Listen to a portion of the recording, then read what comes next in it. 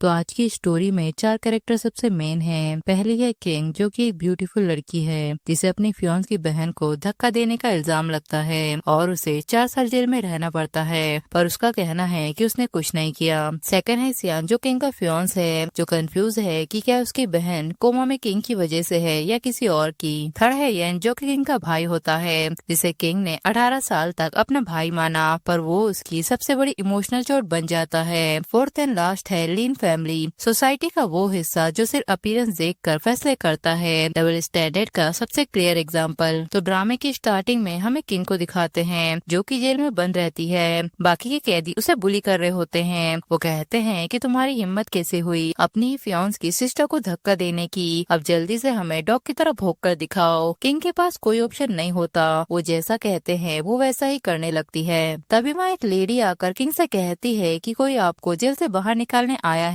फिर हमें ड्रामे के मेन हीरो को दिखाते हैं, जिसका नाम सियान रहता है। वो किंग से कहता है कि मेरी सिस्टर तुम्हारी वजह से कोमा में पड़ी हुई है, मुझे बताओ कि मेरी सिस्टर को किसने धक्का दिया था और तुमने मेरी ग्रैंडमा पर कौन सा जादू किया है जो वो तुम्हारी हेल्प करने के लिए इतनी जिद कर रही हैं। फ्लैशों में दिखाते हैं कि सियान की सिस्टर, जिसका नाम लिली रहता है, वो सीढ़ियों से गिर जाती है। सियान कहता है कि वो कौन है जिसने मेरी सिस्टर को धक्का दिया। आज लीन फैमिली को मुझे इसका एक्सप्लेनेशन देना होगा। ये सुनकर सभी लोग घबरा जाते हैं। वैन किंग से कहती है कि तुमने लिली को सीढ़ियों से धक्का क्यों दिया। किंग कहती है कि मैं ये नहीं कर सकती, लिली मेरी बेस्ट फ्रेंड है, मैं उसे धक्का क्यों दूंगी। वैन कहती है क्योंकि तुम मिस्टर फू से नाराज हो कि उन्होंने तुम्हें जेन से शादी नहीं करने दी, पर इसका मतलब ये नहीं है कि तुम इस तरह से उनसे बदला लोगी। तभी वहाँ पुलिस आकर किंग को पकड़ने लगती है। किंग सियान से कहती है कि मेरा यकीन करो, मैंने तुम्हारी सिस्टर को धक्का नहीं दिया। पर देन में किंग उससे कहती है कि मैं आज भी वही कहूंगी कि मैंने तुम्हारी सिस्टर को धक्का नहीं दिया।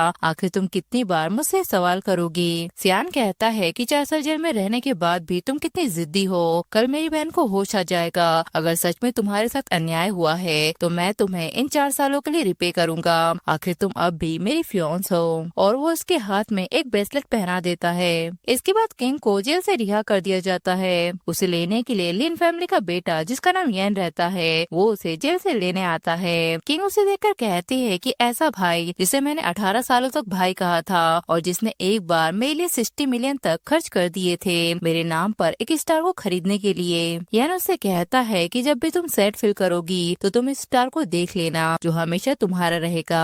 किंग कहती है कि लेकिन बाद में उसने मुझे वैन के लिए तब तक पीटा जब तक मैंने अपनी सुनने की क्षमता नहीं खो दी। किंग अपनी मॉम से कहती है कि मैंने ये नहीं किया है, प्लीज एक बार सर्विलेंस को चेक कीजिए। फिर अपने भाई से कहती है कि तुम तो मेरा विश्वास करो, तुम तो मेरे भाई हो ना। तब यान उसे थप्पड़ मार देता है। किंग कहती है कि उसी दिन से मुझे पता चल गया था कि जब से वैन घर लौटी है तो इन लोगों की नजरों में मैं लीन फैमिली की बेटी नहीं रही। प्रेजेंट में उसका भाई उससे कहता है कि जो गलती तुमने पहले की थी उसकी सजा तुम्हें 4 साल जेल में रहकर मिल चुकी है। मैंने स्पेशली तुम्हारे लिए सियान की ग्रैंडमा से रिक्वेस्ट की थी कि तुम जल्दी जेल से बाहर आ जाओ। भले ही अगर फ्यूचर में सियान तुम्हें बुली करेगा तो मैं तुम्हें प्रोटेक्ट करूंगा, मेरे साथ घर चलो। किंग कहती है कि अब मैं कैदी हूँ, तुम्हें मुझे बहन नहीं कहना चाहिए। येन कहता है कि हमारी लीन फैमिली ने कभी तुमसे रिश्ता नहीं तोड़ा। अगर हमारी लीन फैमिली की छाया तुम पर नहीं होती तो तुम्हें क्या लगता है कि तुम इस जेल से जिंदा बाहर आ पाती। अब देरी मत करो, घर पर मॉम डैड तुम्हारा इंतजार कर रहे हैं। जैसे ही येन उसके लिए कार का गेट खोलता है तब वहाँ वैन का सामान पड़ा हुआ होता है। किंग सोचती है कि इसे सबसे ज्यादा नफरत तब होती थी जब दूसरे लोग इसकी चीजों को छूते थे, पर आज इसकी कार तो वैन के सामानों से भरी हुई है। इसके बाद वो किंग को लेकर लिन फैमिली में आ जाता है, जहाँ किंग की मॉम उसे देखकर खुश हो जाती है। वो कहती है तो आखिरकार तुम जेल से बाहर आ गई। पर किंग उनसे अपना हाथ छुड़ा लेती है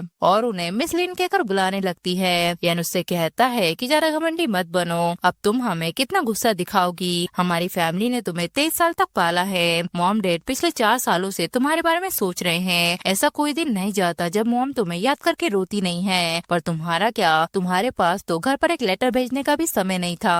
किंग कहती है कि मैंने 4 साल जेल में काटे हैं। हर महीने कैदियों से मिलने उनके रिलेटिव्स आते थे। अगर तुम लोग मुझे इतना ही मिस करते थे तो तुम एक बार भी मुझसे मिलने क्यों नहीं आए। वैन कहती है कि मेरी गलती है। जब से मैंने लिली को सीढ़ियों से गिरते हुए देखा था तब से मुझे हर रात डरावने सपने आते थे।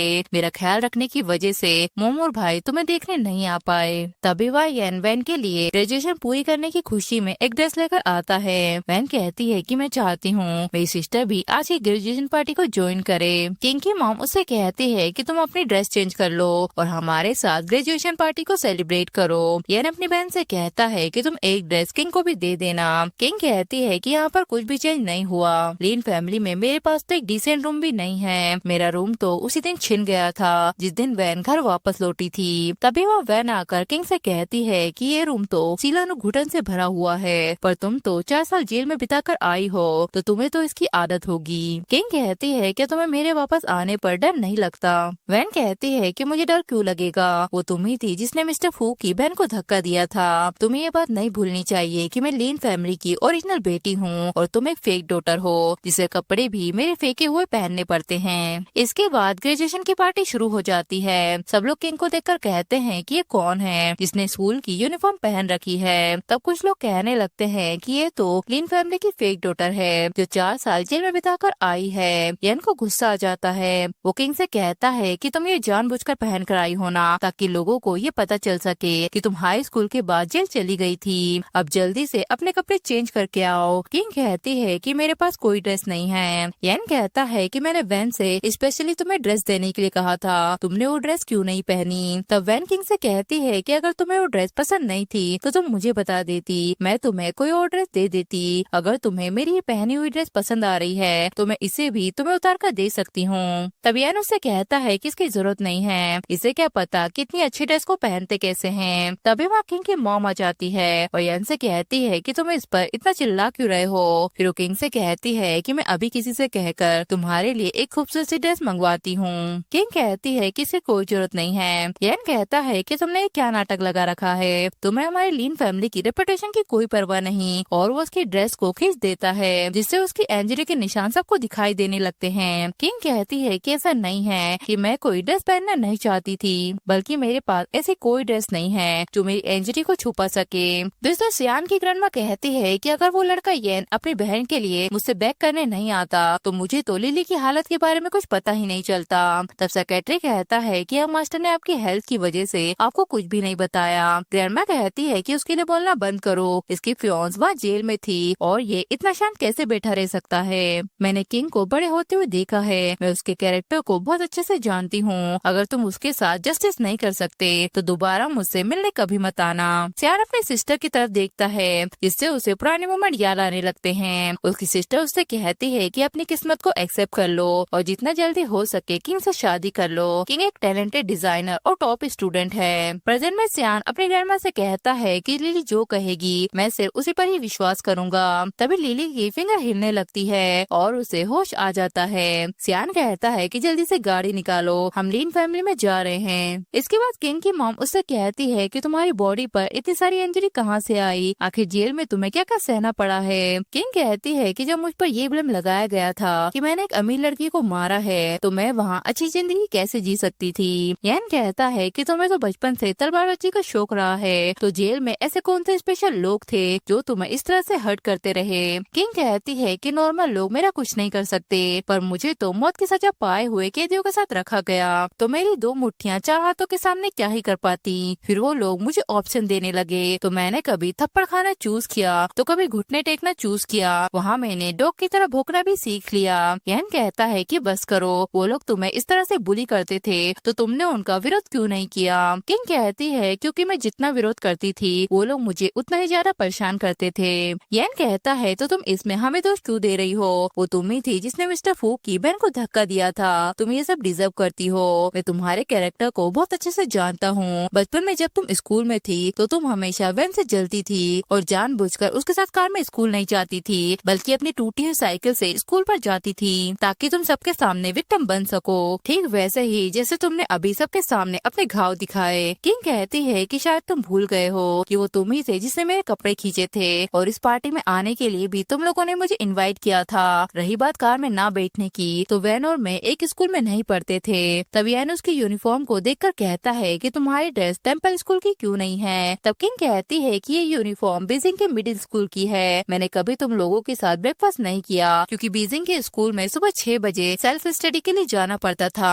मैं हर सुबह 4 बजे उठकर साइकिल से 2 घंटे का सफर तय करती थी। स्कूल के बाद जब मैं घर आती थी तो तुम लोग पहले से डिनर करके बैठ जाते थे, मुझे बचा हुआ खाना ही खाना पड़ता था। ये सब सुनकर वैन नाटक करने लगती है कि मुझे अपनी फैमिली में वापस नहीं आना चाहिए था, मुझे नहीं पता था कि मैं अपनी बहन से सब कुछ छीन लूंगी। यान कहता है कि बकवास करना बंद करो, तुम मेरे पेरेंट की बायोलॉजिकल बेटी हो। किंग कहती है कि अगर ऐसा है तो तुम लोगों ने एक आउटसाइडर को अपनी बेटी की पार्टी में क्यों बुलाया? अब से मुझे लिन फैमिली की आइडेंटिटी की कोई परवाह नहीं है, मैं सिर्फ 4 साल पहले की सच्चाई पता करना चाहती हूँ कि मुझे क्यों फंसाया गया था। तभी हमें वह एक और कैरेक्टर की एंट्री होते हुए दिखाते हैं जिसका नाम जैन रहता है, जो कि पेशे से एक वकील रहता है। जैन किंग से कहता है तो तुम्हें जेल से रिहाई मिल गई। जैन कहता है कि ये मत भूलो कि तुम वैन के फियांस हो। फ्लैशबैक में दिखाते हैं कि जैन किंग से कहता है कि ये ब्रेसलेट मैंने स्पेशली तुम्हारे लिए बनवाया है, इस पर तुम्हारे नाम के अक्षर भी लिखे हुए हैं। किंग कहती है कि जब तुम रेड सर्कल के पार्टनर बन जाओगे फिर तुम शादी का प्रपोजल लेकर मेरे घर पर आ सकते हो। जैन कहता है कि फ्यूचर में तुम्हें जो भी बुली करेगा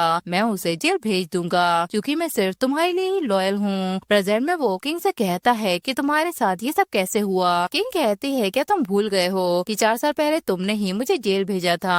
फ्लैशबैक में हमें दिखाते हैं कि जैन कोर्ट में कहता है कि किंग ने मिस्टर फू की बहन को धक्का देकर वैन को फंसाने की कोशिश की है। हमें क्राइम सीन पर यह ब्रेसलेट मिला है जिस पर किंग के नाम के अक्षर लिखे हुए हैं। तब जब किंग को 10 साल की सजा सुना देते हैं, किंग जैन से कहती है कि तुम झूठ क्यों बोल रहे हो? वो ब्रेसलेट तो वैन ने कब का मुझसे चुरा लिया था, फिर तुम उसके लिए झूठ क्यों बोल रहे हो? प्रेजेंट में वो कहता है कि तुम गलत थी, अगर मेरे पेरेंट भी होते तो तब भी मैं यही करता।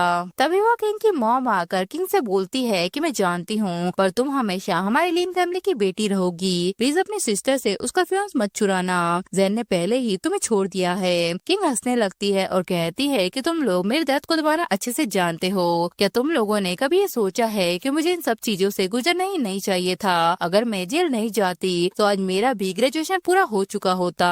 तभी वैन अपनी ड्रेस फाड़ लेती है और किंग से कहती है कि अगर तुम ब्लेम करना चाहती हो तो मुझे ब्लेम करो। फिर वो किंग के कान के पास आकर कहती है कि चाहे मैं आज कुछ भी करूं, येन और जैन दोनों ही मुझे प्रोटेक्ट करेंगे। फिर वो कहती है कि अगर तुम जैन को अभी भी पसंद करती हो तो मैं तुम्हें उसे वापस कर दूंगी। ऐसा बोलकर वो गिर जाती है जिससे उसकी ड्रेस खुल जाती है। तभी वो येन अपना कोट उतारकर उसे पहना देता है। जैन किंग से कहता है कि वैन से माफी मांगो। किंग कहती है कि किस चीज की माफी, मैंने उसे धक्का नहीं दिया। तभी येन उसे थप्पड़ मारता है। वो कहता है कि तुम अभी भी बहस कर रही हो। किंग कहती है कि अगर मैं माफी नहीं मांगूंगी तो क्या तुम लोग मुझे नील डाउन होने के लिए फोर्स करोगे या 4 साल पहले की तरह मुझ पर झूठा ब्लेम लगाओगे? मेरे दाहिने पैर में चोट लगी हुई है, जब से मैं आई हूँ तब से लंगड़ा कर चल रही हूँ, तुम लोग ये बात अच्छे से जानते हो। बड़ी मुश्किल से तो मुझसे खड़े होते बन रहा है, फिर मुझ में इतनी ताकत कहाँ से आएगी जो मैं इसे धक्का दे सकूं?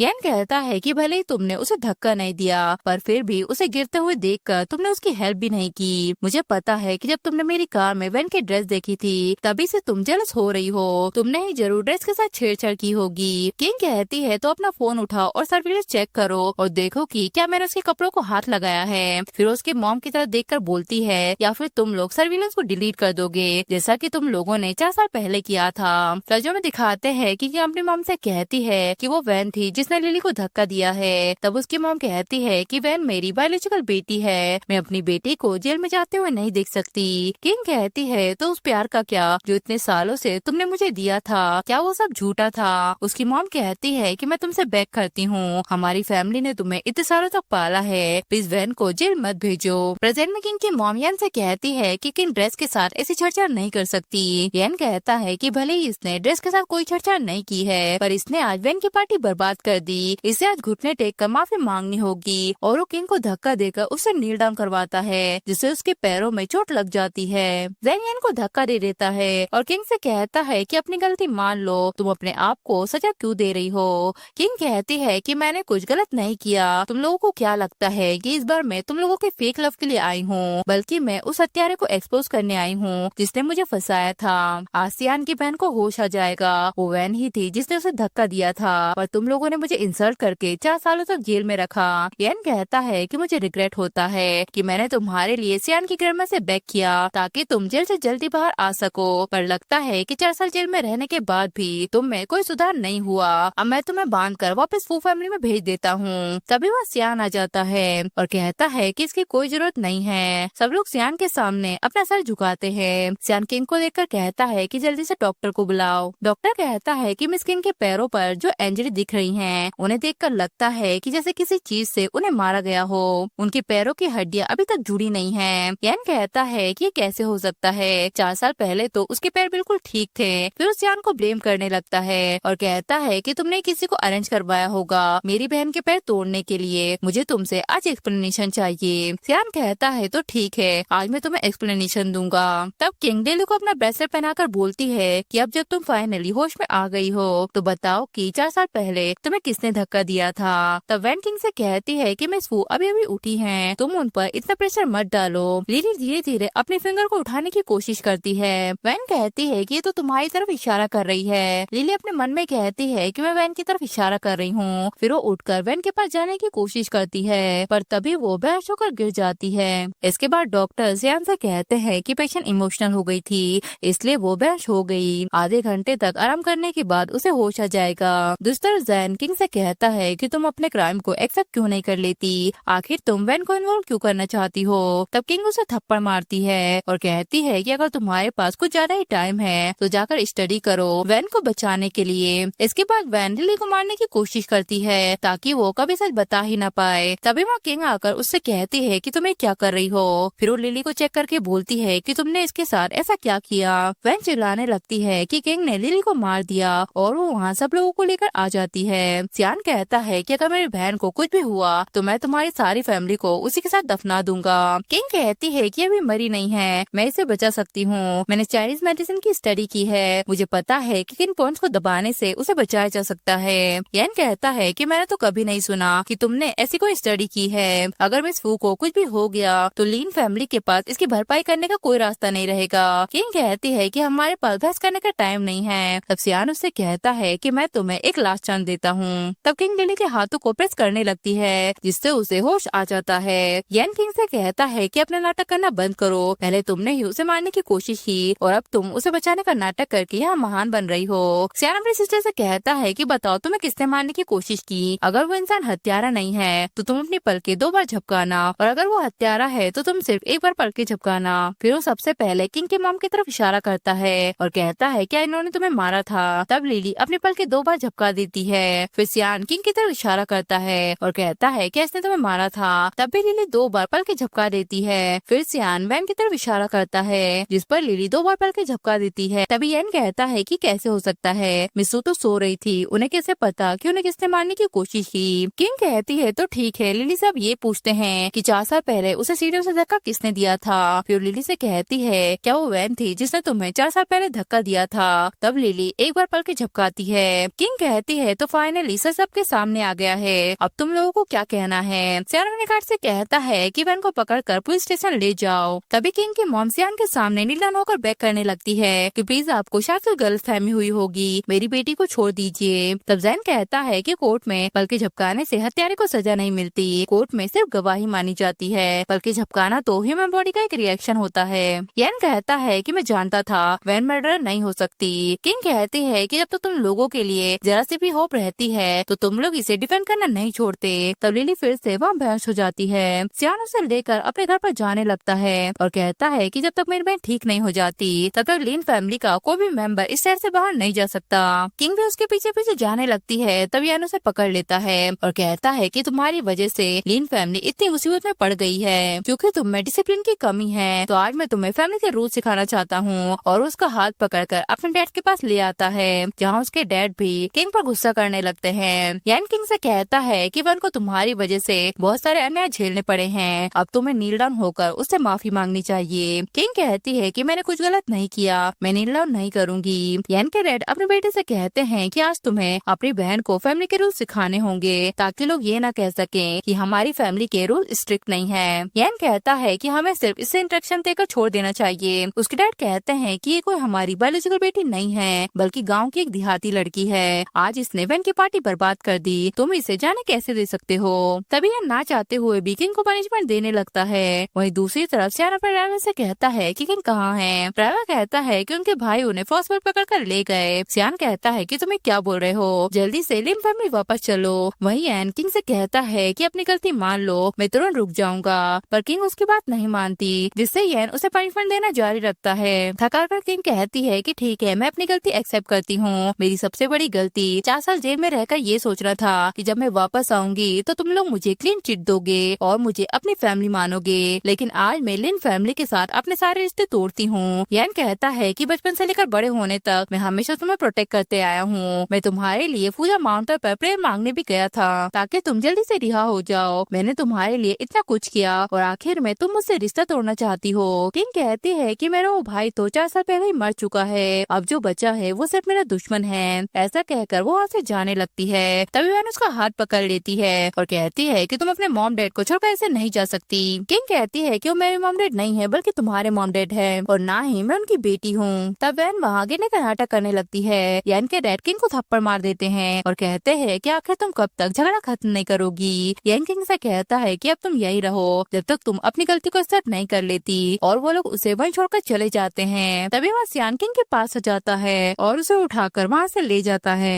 इसके बाद सियान किंग के कपड़े खोलने लगता है और उसे कहता है कि तुम्हें अभी मेडिसिन की जरूरत है, और वो उसकी चोटों पर मेडिसिन लगाने लगता है जिससे किंग को दर्द होने लगता है। तभी वहाँ ग्रैंडमा आकर किंग से कहती है कि तुम्हें इस तरह से हर्ट किसने किया, और सियान से कहती है कि मैंने तुमसे पहले ही कहा था ना कि इसे यहाँ वापस ले आओ। फिर वो किंग से कहती है कि मैंने तुम्हें बड़े होते हुए देखा है, तुम बचपन से काफी समझदार रही हो, इसलिए तो मैंने अपनी ग्रैंडसन की शादी तुमसे करवाने का फैसला लिया था। पर लिन फैमिली वाकई में अंधी हो गई है। जिस बेटी को उन्होंने पाला था उन्हें उस पर भी विश्वास नहीं है, उन्होंने तुम्हें गलत तरीके से कैद करवाया है। फिर वो किंग को अपनी फैमिली का ब्रेसलेट पहनाने लगती है। किंग कहती है कि मैं नहीं पहन सकती, लिली को अभी तक होश नहीं आया है। ग्रैंडमा कहती है कि मुझे तुम पर विश्वास है, भले ही फ्यूचर में सियान तुमसे शादी ना करे, पर मैं ये होप करती हूँ कि फ्यूचर में तुम्हें ऐसा इंसान मिले जो सच में तुमसे ट्रू लव करता हो। इसके बाद येन जेन से कहता है कि मेरे फादर ने किंग की शादी ही फरवरी में करवाने की प्लानिंग की थी, पर वो लड़का मिंग बहुत ही निकम्मा निकला। उसने 3 लोगों को पीट पीट कर मार डाला।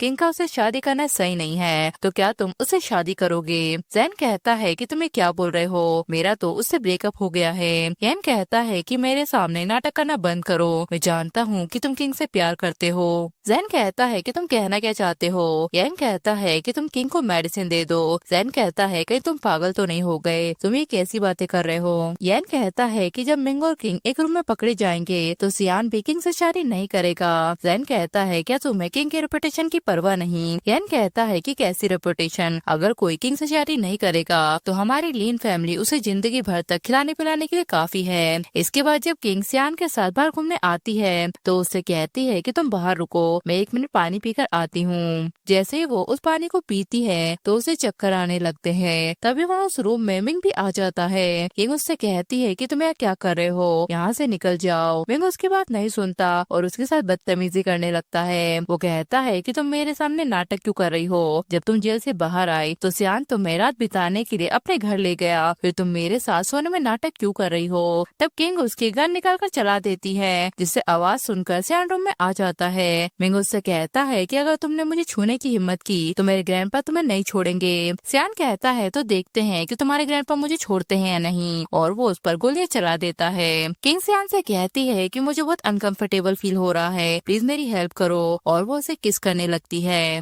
वहीं दूसरी तरफ येन और जेन आकर किंग का फोन ट्राई करने लगते हैं, पर जब सियान उनका फोन देखता है तो उस कॉल को उठाकर साइड में रख देता है और किंग के साथ रोमांस करना जारी रखता है। येन उस रूम में जाने लगता है कि तभी गार्ड उसे पकड़ लेता है और कहता है कि मिस्टर फो किंग अभी आपसे मिलने की हालत में नहीं है, जिससे येन सेक्रेटरी से लड़ने लगता है। थोड़ी देर बाद जब सियान नीचे आता है तो येन उससे भी लड़ने लगता है, पर किंग आकर उसे थप्पड़ मारती है। सियान उन लोगों से कहता है कि तुम्हारी सच्चाई सामने आ गई है, अब तुम लोग और क्या अरेंजमेंट करना चाहते हो। कल मेरी और किंग की एंगेजमेंट पार्टी है, तुम लोग उसमें जरूर आना। इसके बाद सारी लिन फैमिली उनकी एंगेजमेंट पार्टी में आ जाती है। जेन किंग के मॉम डैड से कहता है कि आप उसके पेरेंट हैं, आपको इस पार्टी का होस्ट होना चाहिए, और वैन से कहता है कि तुम जाके किंग को ढूंढो, तब तक हम मिस्टर फू से बात करते हैं। इसके बाद वैन किंग के रूम में आ जाती है और उससे कहती है कि तुम्हारी किस्मत तो कितनी अच्छी है जो तुम बिना फैमिली और बैकग्राउंड के सियान से शादी कर रही हो, पर ये मत भूलना कि तुम और तुम्हारी मॉम चोर हैं जिन्होंने मेरी लाइफ के 13 साल चुरा लिए। किंग कहती है कि तुम्हें हमेशा मुझसे इतना डर क्यों लगता है कि जैसे मैं तुमसे सब कुछ वापस छीन लूंगी। तभी वैन वहाँ फिर से नाटक करना शुरू कर देती है और कहती है कि प्लीज मुझे धक्का मत दो, और वो खुद से नीचे गिर जाती है। येन किंग से कहता है कि अब तुम वैन को भी धक्का देना चाहती हो, ताकि वो भी लिली की तरह कोमा में चली जाए। किंग कहती है कि बस तुम लोगों ने उसे ग्राउंड पर गिरते हुए देखा